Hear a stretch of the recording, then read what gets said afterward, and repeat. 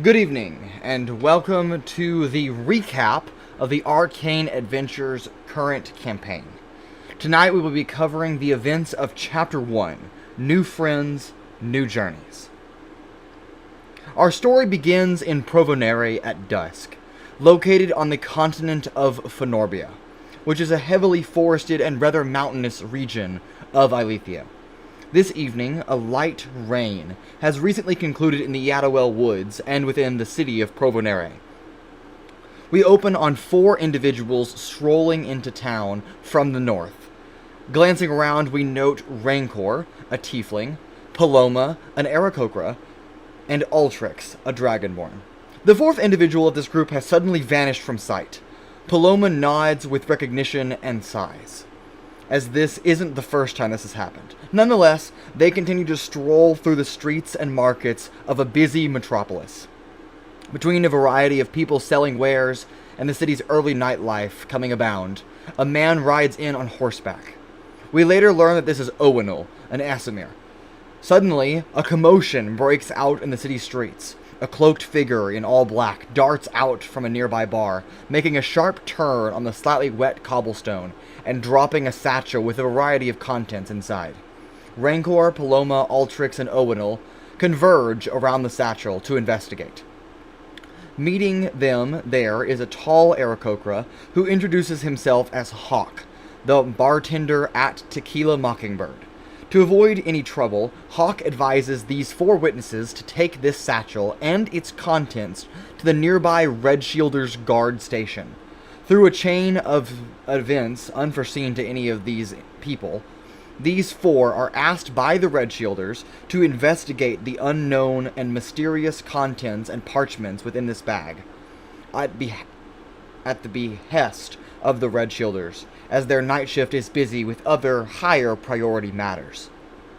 The lieutenant of this Red Shielders outpost, located on the Hex, that is the city center and city district of Provonere, informs our newly founded group that Madame Lepore, owner of Hexes and Scrolls, and sole proprietor of the Hexblade, a fancy tavern venue and skilled arcanist, to take a look at the contents of this satchel, as she may know more information than what they do. Upon arriving at the bustling locale, we see the interior of a very popular evening venue, with its multi-floored, anti-gravitational dance pillar. It takes a moment of searching and acclamation, but after a stunning performance from Madame Lepore, the elegant and exquisite red dragonborn woman, our protagonists are able to seek her out to ask to further investigate the parchments, gemstones, pieces of metal, and remnants of two glass vials inside this leather satchel. While waiting for her, we meet inside the closed down for the evening Hexes and Scrolls, where our group meets Pura, an elf, and Crater, a half-elf, and Crater's obnoxious yet deeply philosophical sister, Yazira, who happen to all be employed by Madame Lepore as delivery crews. Madame Lepore arrives shortly after, but is unable to correctly or truly identify the script found on the parchments, and more so the arcane ruins written upon them. She instead prompts the group to take these items to the esteemed Professor Larson Archulets at Claremorth University to the southwest the next day, under the guidance of Crater, Pura, and Yazira. But for this evening, we take a moment to further explore Provonere. Later, they head to Crater and Pura and Yazira's apartment flat to rest for the night. After a long day of traveling, hard work, and/or exploration, these individuals turn in for the evening, and all is quiet until it isn't, as the sound of glass shattering from one of the nearby windows of this second-story flat startles everyone awake. Our party is startled by this sound of breaking glass, as some foreign object crashes through the second-story window pane here in the Bronze Burrows. We find a set of 8 intruders breaking into the small apartment flat of Pura, Crater, and Yazira. Our newfound group of protagonists must now work together to fend off these attackers, clearly searching for something. At some point during the late-night scuffle, the sky hatch opens, and what is presumed to be another intruder, but turns out to be a small child, of which Paloma, Rancor, and Ultrix recognize as their companion, Sizik, a heron gun, who drops down from below. With quick work in the rather crammed apartment space, our group of protagonists successfully fend off these intruders and capture the two that are still alive. After a rather serious interrogation, our heroes, per se, ultimately find nothing grossly or particularly useful in terms of extrapolated information from these now captive bandits, assassins, or thieves, whatever you'd like to call them. While there is an unsure correlation between the individual they saw in the hex the day prior, where this acquired satchel came from initially, a loose connection is to be made about the oddity that multiple groups would now be after this very same bag and its contents. Nonetheless, our group turns in for the evening, hoping for an actual night's rest before the day ahead of them. And all is quiet in the Bronzeboro district of Provenere once again. At about 9:30 or 10 a.m. in the morning, the following day, we awake to the streams of daylight dancing through the now fixed window panes, courtesy of Ultrix making some minor repairs the night prior. Yazira and Pura opt to stay behind at the flat and tidy up, so to speak, while the rest of our group prepares for a journey across the city to Claremorth University to find one Professor Larson Archulets, as referred by Madame Lepore at the Hexblade. After a brief stroll, our heroes arrive at the multi-story, elegantly crafted architectural marvel that is Claremorth University, where they are greeted by a receptionist that happily directs them to the office of the professor. After a brief wait, the party is welcomed into the organized clutter that is Professor Archulets' office, where they proceed to conscript his aide to further investigate the strange arcane ruins and other contents of this leather satchel. Amidst the interrogation and introductions, we quickly cut to an individual walking down a long hallway and arriving at the door outside the professor's office, hoping to bring the professor some breakfast since he did not attend the staff conference in the library this morning. Opening the door is none other than the sole individual that Owenel was searching for, his sister, Evidin, a tiefling. Due to the events of the night prior, Paloma is on edge about any intruders, or dare say anyone in general. She quickly grabs the closest thing she can reach, which so happens to be the professor's stale breakfast from the day before, a banana nut muffin, and then hurls said muffin towards the entering individual. Evidin, opening the door, makes immediate eye contact with her brother, who she is clearly not expecting to see in the city, and then almost simultaneously is hit right in the face with a flying banana nut muffin. Unbeknownst, however, to anyone except for Evidin and Owenel, this banana nut muffin sends Evidin immediately into anaphylactic shock. Jumping into action as the tiefling drops the platter she was carrying onto the floor and stumbles to the ground, our party must find a way to cure this reaction and save this stranger's, to them at least, life. Thankfully, with the combined knowledge they share, our party is able to successfully extract, reverse engineer, and then inject, via dagger, a rudimentary antitoxin into Evidin. Giving a moment to let the professor work, the party then steps outside to cool down, and takes a moment for Evidin and Owenel to hash out this long-awaited conversation following Evidin fleeing her home. A bit later, after the investigation and the toil of searching through many books and tomes over in the library, the professor calls them back into the office to identify with decent confidence the strange metallic components found within this satchel, along with the ruins of the parchments, to be parts of the Binds of Rhyme, and the parchment being the accompanying instruction manual. Though he is uncertain what this is actually used for, he is nevertheless ecstatic to find that he is able to identify with hedged confidence what he's looking at. The professor also takes a keen interest in why this group of strange civilians is helping out an investigation that should be handled by the city's guard, the Red Shielders. Due to this, the professor later offers our party a connection that may secure them a job offer that would pertain to them investigating a higher security case for an unnamed individual as of yet.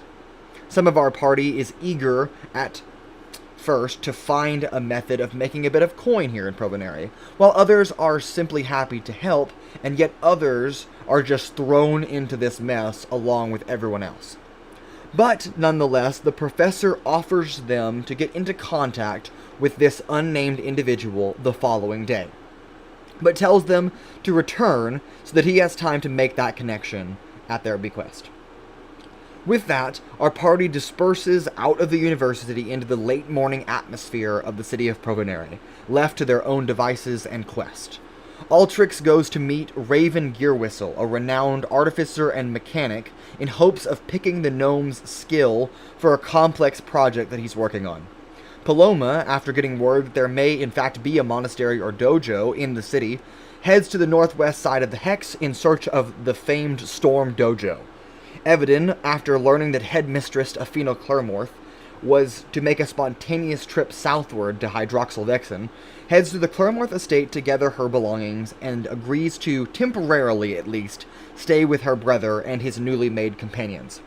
Crater and Owen will head back to the flat, meeting Yazira, to figure out what they should do about the apartment they are now living in. That the house has been broken into, their landlord has been tragically killed, and such break-in. They ultimately decide that they should attempt to get the deed of the property switched over to their name to provide some degree of residence for their now large group. Sizik skips off to who knows where, following the ever-so-faint glow and silver threads that he is surrounded by. Rancor searches for information at various locales across the city, while Pura and later Evidin head to their favorite tavern, the Tonic and Toxica, to get a drink. And with that, our party scattered across the city, we anticipate and await to see what happens tomorrow with this individual that the professor is getting us in touch with. With our individuals located across the city, each handling personal endeavors and tasks, Paloma finds herself entering the Storm Dojo to meet a kangaroo-like, or a kinga, child named Harris, a friend that Sizik met at the Great Divide, a park in the city, the day before, who introduces her to the proprietor and instructor of this monastery dojo, Master Kaiko Stormpaw, a Khajiit man. Sizik takes a nap in the main park of the city, once again called the Great Divide, before later heading to find Paloma. After a test of wit, cunning, and integrity, along with a bit of persuasion from Sizik, Paloma lands herself a spot as a pupil at the Storm Dojo, where she is to begin training post-haste. Ultrix consults further with Raven Gearwhistle, and together they compile a large set of potential blueprints and designs for a project that Ultrix continues to work on. The two inventors arrive at a potential viable plan before the gnomish woman hastily writes down a long list of components and pieces that will be required to actually construct this fleshed-out schematic.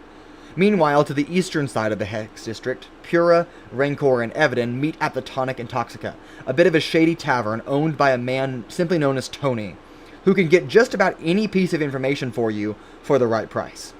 Rancor, of course, has some questions about this individual, or a set of individuals that he is searching for. Tony provides some cryptic but useful information to Rancor. Pura and Evidin later share some drinks at the bar, each asking Tony a few questions of their own before they each head back to the apartment flat as well.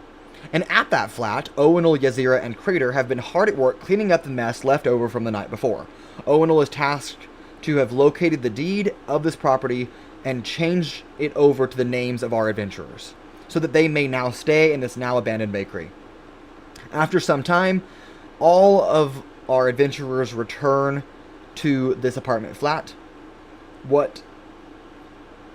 to determine at least what their next task is to be. After a grocery run to the Hex and a strange letter delivery to Rancor, our group decides to turn in early for a night's rest before meeting the professor tomorrow. The next morning, our group takes once again some time to handle their own task. By mid to late afternoon, we depart from the flat once again to Claremorth University, where Professor Larson Arkelitz, as he said, has but a small package obtained from this unnamed contact about this potential business offer. A brief inspection reveals that this package is but simple, containing a note of torn parchment and several strips of seafoam green cloth. The note reads a short message: "Tonight, 6:26 p.m. at Chivalry's Round. Wear this on your wrist." Taking a moment to prepare, we head to the southeastern portion of the city, just as many homes give way to the expansive pine forest known as the Yadowell Woods. they arrive at a semicircular amphitheater carved into the side of Concilus Hill. Upon arrival, the group wraps the seafoam green cloth strips around each of their wrists and wait at 6:25 p.m. for whatever or whoever greets them. At exactly 6:26 p.m., a male drow appears at Chivalry's Round, dressed in an exquisite white suit coat. Without saying anything, he eyes our protagonist before waving his own wrist to reveal that he too is wearing a seafoam green cloth on his wrist.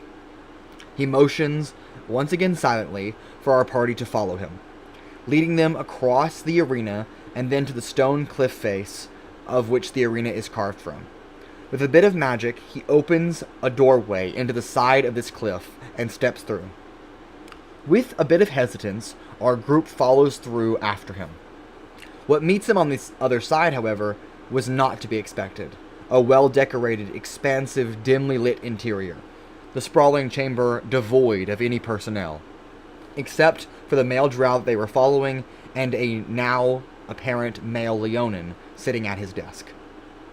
The Leonin introduces himself as Vilas Kinper, and proceeds to inform us of the business our party will be carrying out.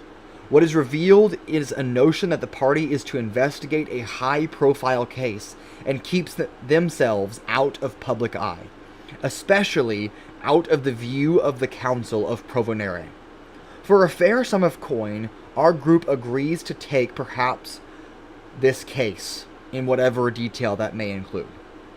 Unfortunately, while the business is still being conducted, the lights of this already dimly lit chamber flicker out, and we are suddenly attacked by a number of green flame spectral entities.